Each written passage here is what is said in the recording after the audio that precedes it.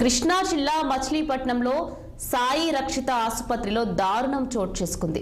General checkup కోసం వచ్చిన 7 నెలల గర్భిణి మృతి చెందిన ఘటన సంచలనంగా మారింది. పెడన మండలం జింజూరు గ్రామానికి చెందిన కట్ట దుర్గా మల్లేశ్వరి జనరల్ చెకప్ కోసం సాయి రక్షిత ఆసుపత్రికి వచ్చింది. అక్కడ సిబ్బంది నిర్లక్ష్యంగా వ్యవహరించడం వల్ల ఇంజెక్షన్ వికటించి మల్లేశ్వరి మరణించిందని ఆమె బంధువులు ఆరోపించారు. ఆసుపత్రిపై దాడి చేశారు. ఈ అంశంపై స్పందించిన ఆసుపత్రి యాజమాన్యం తమ తప్పేమీ లేదని చెప్పుకునే ప్రయత్నం చేస్తున్నారు. అండి దైనవరం ఇక్కడ చూపించుకుంటా డాక్టర్ ట్రీట్మెంట్ ఇస్తానని చెప్పి తీసుకొచ్చారు, చూపించారు. 4 మధ్యాహ్నం 1 గంట కానించి పిల్లలు తల్లులు ఇక్కడ పడిగాపులు పడ్డారు. వెళ్ళిపోయే పిల్లల్ని కేకేసి ఆయేసిన ఇంజక్షన్ చేశారు.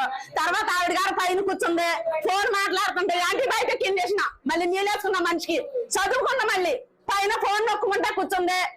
సినిమాలు చూసుకుంటా కింద నడుచుకుంటానేమో ఫోన్ ఎత్తుకోలేదని చెప్పించింది. నిలువన 2 ప్రాణాలు తీసేసింది. కాబట్టి కోట్లు ఖర్చు పెట్టినా మా ప్రాణం మాకు తిరిగి రాదు, 2 ప్రాణాలు మాకు రావు.